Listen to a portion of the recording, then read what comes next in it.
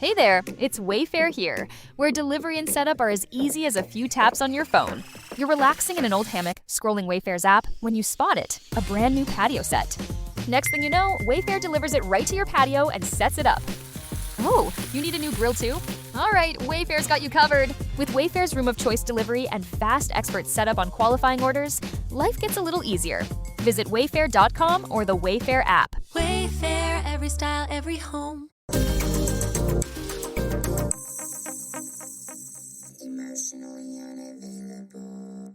I'm trying to get better about reminding the audience, like, welcome back to Emotionally Unavailable. I'm your host, Malisa Hepner. I keep forgetting that shit. But other than that, whatever. Okay, so I don't have your Podmatch profile open now, so I'm not going to be able to word this question exactly how I would have. But it's not even Friday. I just wish it was Friday. Like, if it was going to feel like this, I just wish it was Friday, you know? That's what it feels like. Like, it's been a long week. Melissa, it's Friday Junior. That's true. It's That's Friday true. Junior. I felt this way yesterday, and when I realized it was Wednesday, I was like, oh my God, it's the longest week in history. Cool. It's okay. We're going to make it. I mean, I feel like, yeah, I think you can just go ad-lib it, or you can pull up the tab. I'm here for it. It's all whatever right. works for you. It's no worries Okay. to me. Okay, but here's what I Good. will say. So Okay. I'm super excited about this conversation because we're really talking about that high performing teen or tween. And I to simplify that, I would say we really look for these certain little metrics to say whether or not our children are succeeding, and then we pile it onto them so badly. You, in your profile, you really talked about how that was your experience too, that you were the high achiever. Are you the oldest daughter in your family or what? Yeah. Yep, you got that right.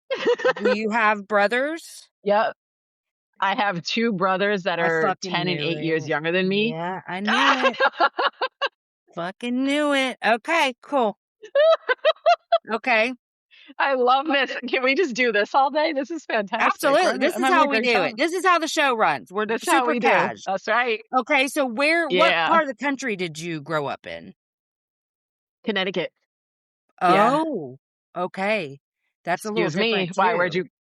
Well, I'm in Oklahoma. What do you think? But it's just, y'all a Okay, little different yeah. up there. Y'all, so is Connecticut technically part of New England? Yes. Yep. Yeah. I grew up in New England, and I've been in Miami for the past decade. Oh my God. This is so funny because I just met somebody yesterday, grew up in Boston and now lives in like the southernmost point of like Portugal or something. Like needs the sunshine after all those years of the clouds. Totally. So yeah, good for you. Okay. Were you kind of responsible for your brothers as well? Like, did you have to help take care of them? Yeah, I mean, I think later in life I realized that's probably the reason I don't have kids of my own, is because I spend so much time, gladly spent time taking care of them. And then, when I got married and when I got divorced, I lived this life, and now I'm like, oh, that's why I didn't have kids. I kind of had them already for quite some time. Do you think that your responsibilities at home contributed to the level of burnout that you felt through this expectation of achievement also? Like both of those combined? Yeah, I think it was maybe not the actual, like, I have to take care of this child and make him lunch, but more of the emotional carrying of the emotional needs of like my mom having anxiety, or, more my dad getting upset, those kind of things versus the physical day to day, yeah, that was, but I was okay with that. But I think I didn't realize like the subconscious, like what I was taking on internally and emotionally being in that role. Yeah. Yeah. Yeah. So what did your mom kind of use you as like her therapist, like most of the boomers did, or what?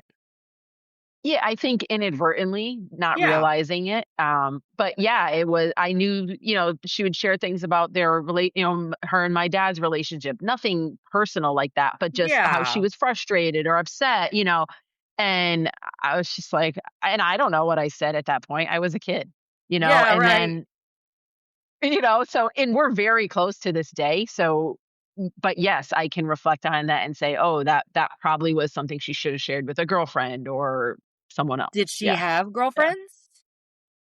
Well, yeah, that's the thing. No, no, not necessarily. Right.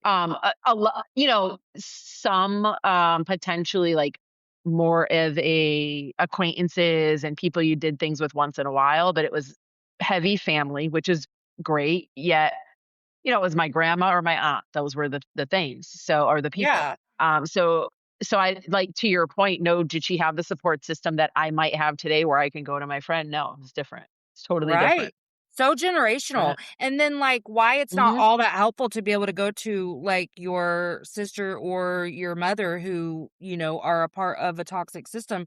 Whether, I mean, that's not talking shit. It's just that whole generation and the one before them, all mhm, codependent and mesh toxic shit. So if mhm. they're just a part of your system and that's kind of all Yep, you're used to, you're in an echo chamber. So it's so tough yep. because you're being told too that family should be the most important thing and taking care of these children should be the thing that you get the most joy out of. And listen, as a mom, it's fucking not. And that's that, period. Like, yeah, there are really great parts of it and there are parts that suck so bad. And all parts of me deserve love and attention, and you know what I mean? So that's what I Mhm, really think has happened with that generation, is that the one before them was like, no, I mean, you're supposed to be, this is barefoot and pregnant. Go take care of them children. And mhm. all this shame and all this judgment, which then gets passed down through the oldest daughter usually. Um, okay. So here's what, like, where my brain really lit up when thinking about talking about this topic today Mhm. was, how in the hell can you teach intrinsic motivation and encourage development and achievement without it having a shame component? Because, like, we talk about this as adults a lot, like, how y'all making yourself go to the gym since you started loving yourself? Because when Mm. I was motivated by spite, I could do about anything. I mean, I could be like, "Fuck them, I'm gonna show them," you know? I'm not motivated by that anymore. So, I operate from a place of, like, love and compassion for myself, and it is hard to make myself do some of the things. Like, I can get my work done, but, like, going to the gym, eating healthy, not so much. So Mm. what do you say? Like, how can we encourage our kids to be the best and even want to strive for things without it being your worth and value are attached to achievement, or even I'm disappointed if you're not achieving? Well, it's funny you say that because success without self is the cycle that people get into. So that's kind of what you're saying. So you have the high achiever where their achievement becomes their identity. And then you Yes. have the other side of it where you kind of said where like you're unmotivated, like you just aren't doing these things. And I think it all comes down to identity and self belief. And like if you don't love going to the gym, it feels like work and you use food to feel comfortable or, whatever it might, and you just want to eat what you want to eat. How is that a problem? Okay, well, it's your health. It's, there's a list of reasons it could be a problem, but do you see it as a problem? If it's not a problem for you, you're not going to shift it. So it's Right. and it's ultimately, um, you know, can you motivate another person? You can't. You can't. No. So it comes down to helping, like, so if you have an unmotivated teen, my job is to help them remove the resistance, like the root cause issues of what is getting in the way for them. They may eat and they don't know why they're eating. They're just eating because they think they're hungry, or they may not get good grades. What I really help them do is figure out their patterns. Okay, now that you know the pattern of why you're doing what you're doing, you have Yeah. power and you have Yeah. the power to shift it. So it's helping them shift it and step into their power and not kind of get in their own way, really. Yeah. Yeah. So it's not an easy answer of like you just give them this and then they're motivated. Like Right, right. it's complex. Yet it is very possible. And are they really unmotivated? Because I bet you they're super motivated to be playing that sport or be on that video game or whatever it might be, right? They just might not be motivated to do things that are boring to them, Sure, sure.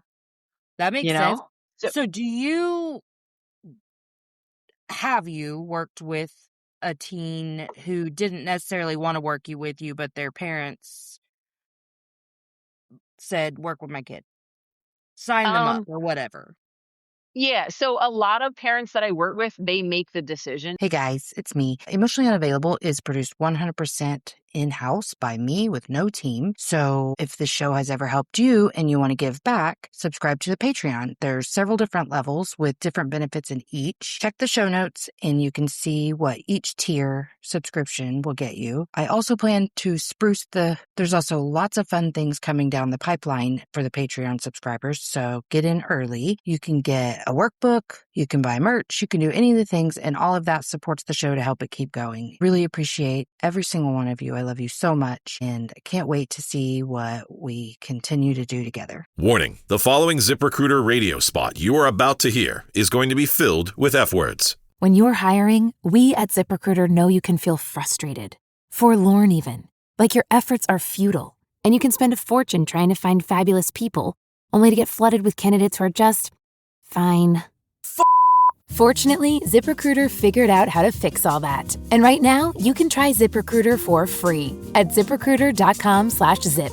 With ZipRecruiter, you can forget your frustrations because we find the right people for your roles fast, which is our absolute favorite F word. In fact, 4 out of 5 employers who post on ZipRecruiter get a quality candidate within the first day. Fantastic. So, whether you need to hire 4, 40, or 400 people, get ready to meet first-rate talent. Just go to ZipRecruiter.com/zip to try ZipRecruiter for free. Don't forget, that's ZipRecruiter.com/zip. Finally, that's ZipRecruiter.com/zip.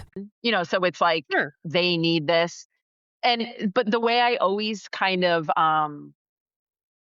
soften that is, you know, I do a session with the kid, I just get to know them a little bit, build a little bit of rapport. 9 times out of 10, they like me, and that's the first step of just building some rapport. Um, I think the only time that it doesn't work is if they're completely unwilling, and I won't take them on because you can't force someone to work on Sure. themselves. You Mm-hmm. know, so I think I have enough of discernment. Like there's something to be said about a parent taking the first step and being a leader in their home and signing them up for something they know is good. And you know, maybe the first few sessions I go easy. I take it Sure. easy. You know, we don't go deep. But yeah, I mean there's some it's teenagers. Yes, they often give me resistance. And it might not be disrespectful, but it's like I was talking to mom yesterday and her son loves working with me. He's small. He's like 11. But sometimes we work together, and after we work together, he goes and he's crying, "I never wanna work with her again." But you know what it is because we started getting deep on some things, and he felt it.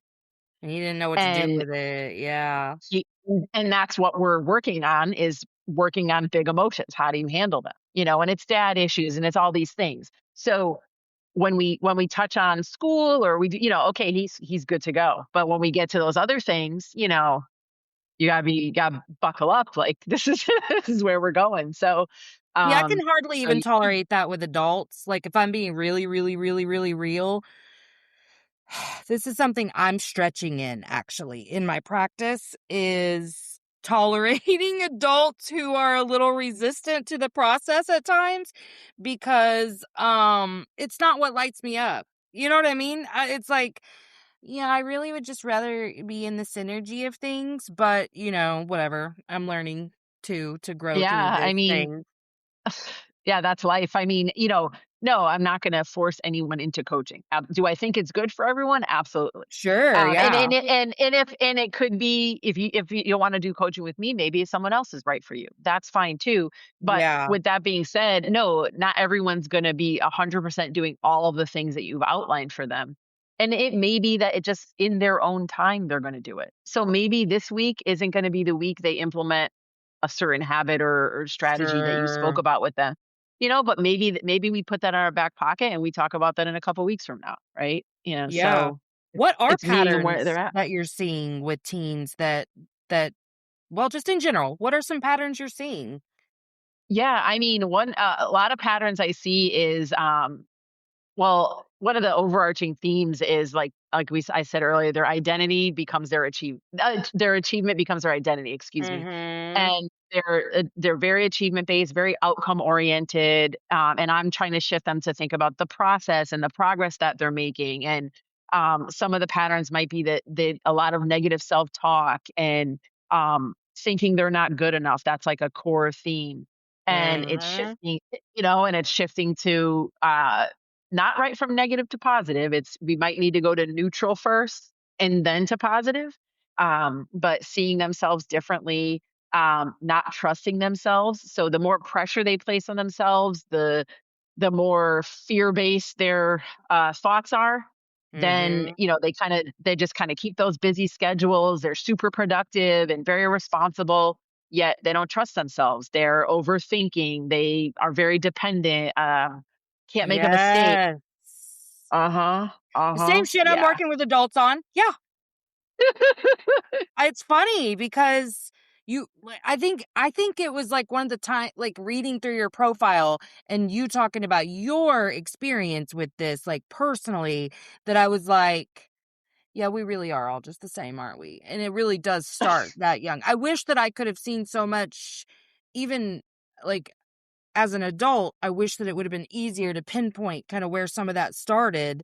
But yeah, it's interesting because I have an almost 12-year-old and then I also have a 23-year-old, but just watching them kind of learn to navigate the world, and they're very similar even though they're 12 years apart. They're very similar. Mhm. And they're my two that I achievement equals identity, and so we struggle with things like imposter syndrome and things like that. But I can see myself in them so much that I'm like, wow, this really is just the Mhm. human experience, isn't it? This is just what we do to Yeah. ourselves. Yeah, and like you said earlier, so we spoke about parents and that generation, and my mom did get a therapist for herself, and then I had a therapist, and so that was step 1 Nice. of that generation, reaching out for help. So I think it's like each generation gets more and more open to support. Now, kids Yes. sometimes, like you said, sometimes they'll give resistance, like, "There's nothing wrong with me." That's what they'll say to their parents. But Yeah.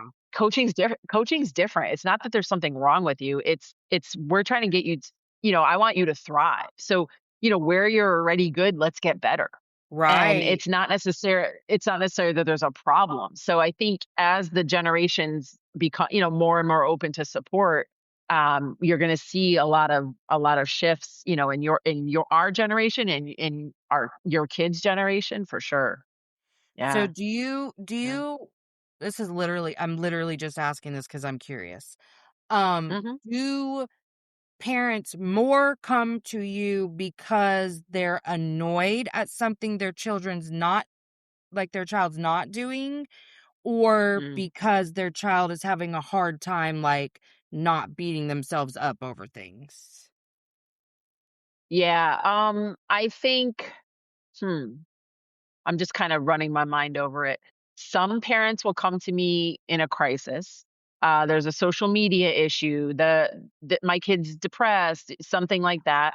Mhm. But more often than not, I get the second answer that you just shared. Like, my kid's really good, they're great in school, but I want to build their confidence, or the sport they're playing, it's their mindset. They're so negative on themselves. So majority of my clients are quote unquote good kids, so Mhm. it's not like they're taking the car without permission, Sure, or they're lighting sure. stuff on fire, so it's not necessarily the problem. It's more of the um I see them at the next level, can you help them get there? Yeah. Yeah. Because I feel like one of the things that, is just a real negative to being the high achiever of a family is that I feel like it can really get you overlooked sometimes when you are needing help. Maybe it's not a full-blown crisis, but if you're still meeting all the metrics, because like for me, my grandma, 'cause she was my primary caregiver, when my dad died suddenly when I was 15, she was very shitty about just constantly saying I didn't take it as hard as my brothers. And she's like, because they did go buck wild and batshit crazy. But I was like, oh, are you saying because I'm still codependent and people pleasing the shit out of my life? Like, I'm making sure you're staying happy with me and I'm doing all the things I'm supposed to do and hitting all the little check boxes that you've set for me. That means I'm taking it better. Okay, cool. Thank you. And I feel like that's been a running theme my whole life, was just that, like, the resilient label. You know what I mean? Like, just the, oh, you're so strong. I mean, and it was one of the things, like, that was an identity that I really carried for a long time. And then that label, mm, strong women do and don't do what?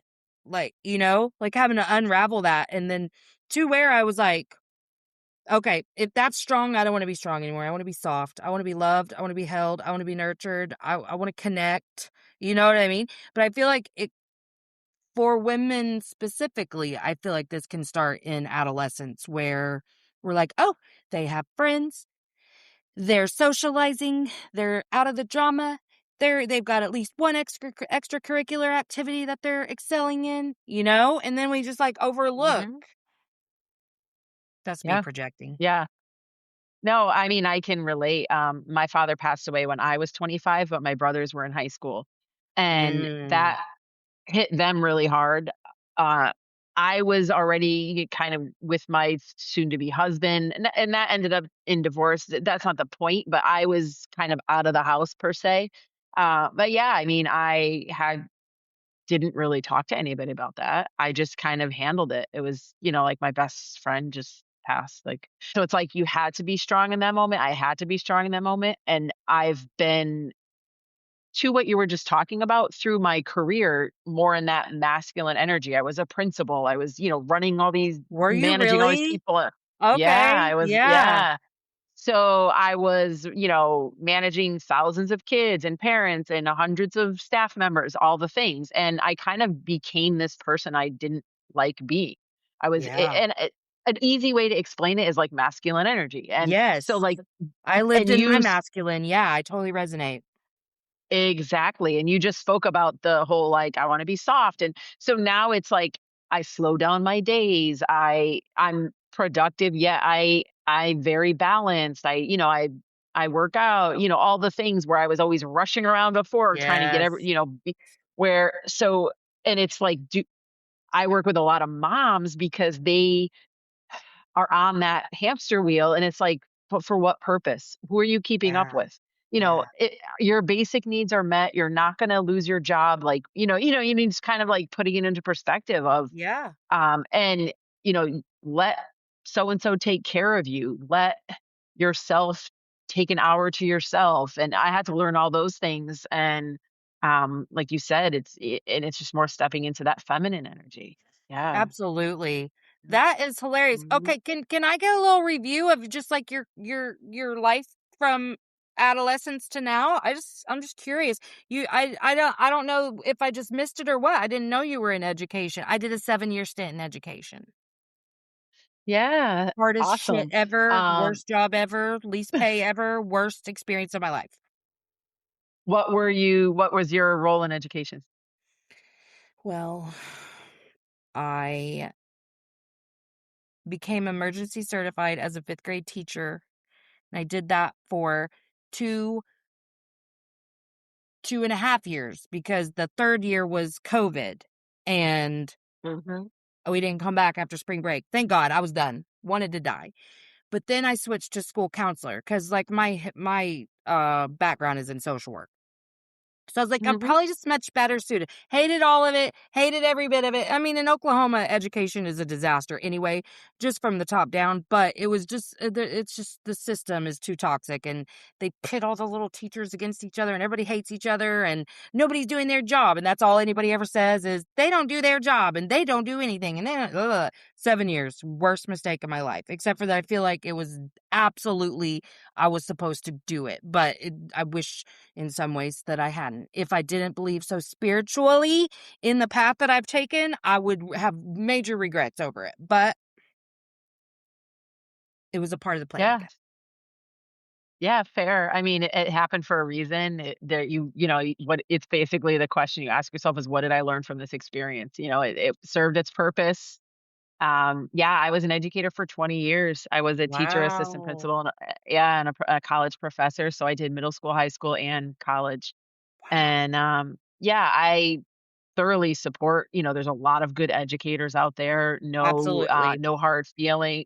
So there's people work out really hard for not a lot of money, and they take on all the Exactly. extra things.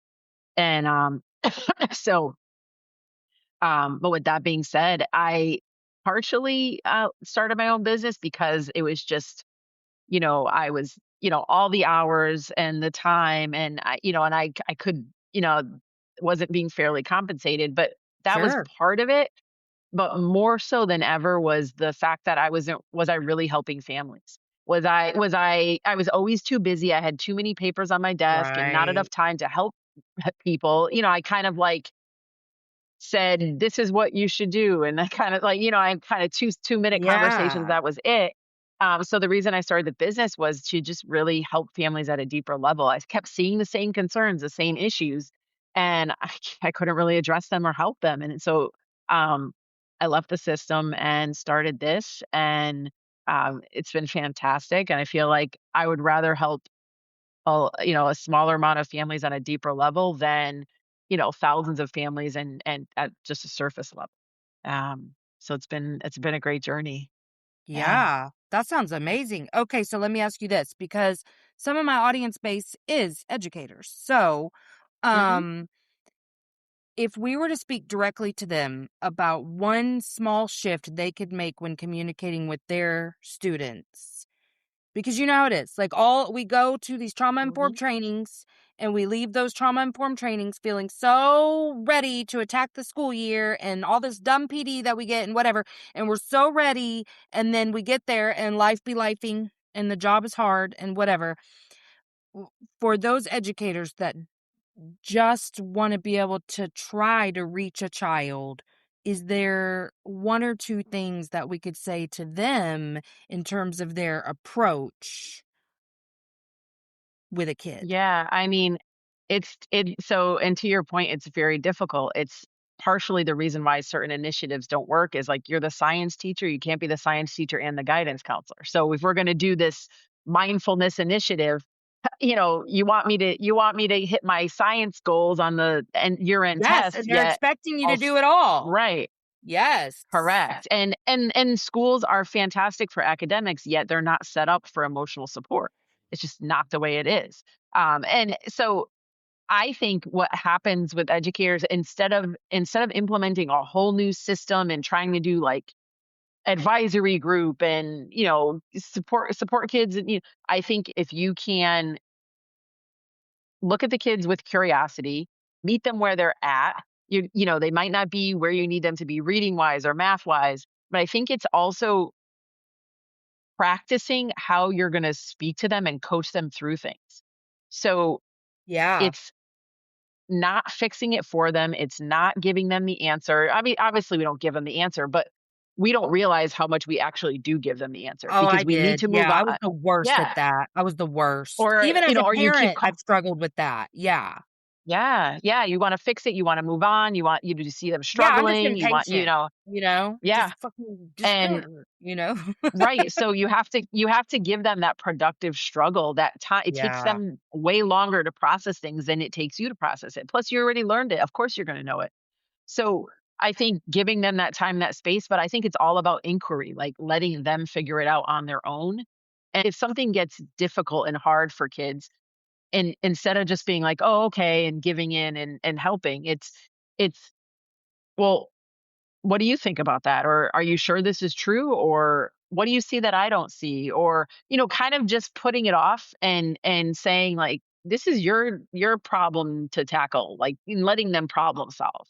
Mhm. I think that's the key. And that, in any subject area, it doesn't matter what subject we're talking about.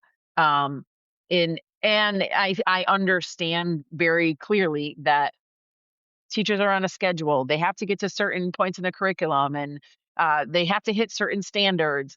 And Absolutely. that's like that's very tough to then not just call on the same kid because you got it, he got the right answer. We Let's were move on, just talking right? about that yesterday, me and my oldest, because he was always, and like you'd roll your eyes while you're calling on the kid that like will raise their hand every time because you're like, fuck, that's easiest. That's fine. Answer the question again. But I think what you're hitting on is the part where I really failed myself in education. Is I couldn't stay regulated in those moments because they triggered my shame because I have Mm, someone bigger than me I feel communicating to me that I'm a piece of shit or whatever in any amount of feedback, constructive or not, because I don't know how to validate myself. So, like, mhm, because truly in social work, I was born to do that job because I mostly worked in hospice. So, like, loved it. I excelled, great reputation in the field. Like, I was amazing at that job. I knew exactly how to do that job, and then I come into education, and I know nothing about anything, and, like, no, day one, "This was not a good decision for me. This is really hard. I have no idea what I'm doing." So, because of that, I couldn't even take constructive criticism, and I'll be honest, I was around other people who were not able to regulate themselves at all either, so most of it wasn't constructive. So, mhm. then you add just the system in general where we are having these standards imposed that make no sense, and we're being told, especially in the district that I worked in, you have to be the guidance counselor in the room. You're not allowed to send this kid to the office, classroom managed behaviors. So all of that together, all I can feel is like a giant failure every minute of every work day. I mean, I will say I had great boundaries. I wasn't taking that shit home. I sure the hell didn't. Not a single day was I like, let me go grade papers at home or any of that. I'd plan on Sundays, but that was it. But I just had no way of understanding, like, oh, this is a me problem. Like, I don't have to take every ounce of their behavior personally. I understood that a little bit, but I didn't understand why I was taking it and how I was taking it personally. This this doesn't need to trigger my shame. This is just like a math Mhm. problem, but it did. I was just living in my shit nonstop. Yeah, I mean, it's definitely, you know, kids aren't out to push your buttons or on purpose stress you out. None of it's personal. None of it's personal. And if you can't regulate yourself as a teacher, as a parent, as whatever, then you're focusing on the behavior, but it's not about the Right. behavior. In parenting, it's like if you're going to sit on your phone at dinner and not communicate and not talk and expect, there to be connection there, there's not going to be. Put your Mhm. phone down, put your work aside, set time together for your family and do something valuable together. Um, eh, So when do you think mhm. when did things start shifting for you? Because it sounds like not until like after your marriage, like where you really started getting more in the feminine and understanding why maybe you had, I don't know, some perfectionism and whatever else. Yeah, so I think a lot of it for me was, yeah, later when when I started to realize, like in my career, I wasn't really becoming who I want. I didn't feel like I was being authentic. I wasn't really who I wanted to be. I was just full of stress, anxiety. I was actually in the program to become a principal, and I just dropped out, and it was really hard because I'm not a quitter, right?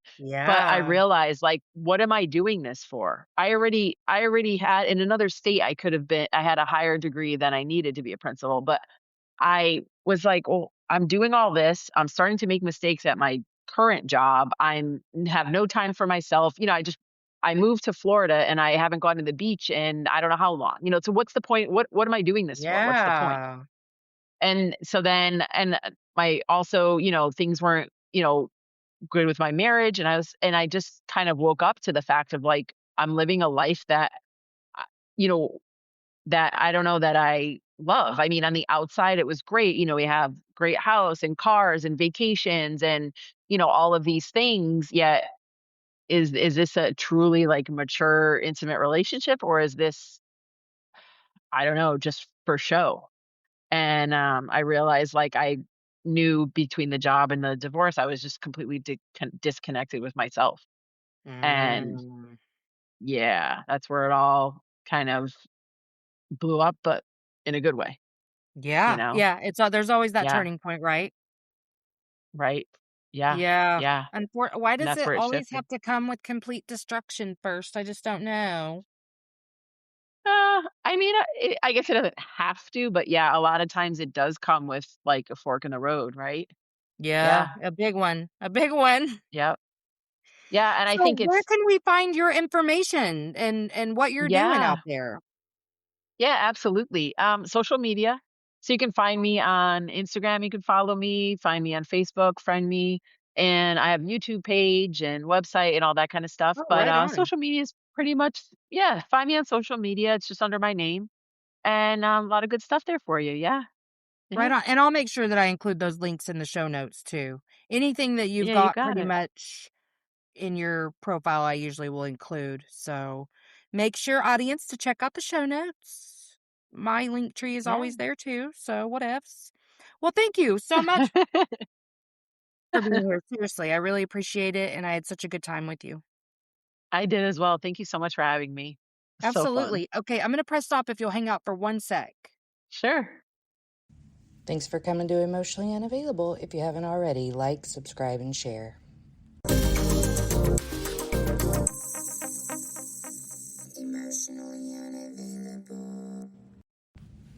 All right, that's it from me. So make sure that you check out the show notes for links. And until next time, let's all just keep swimming.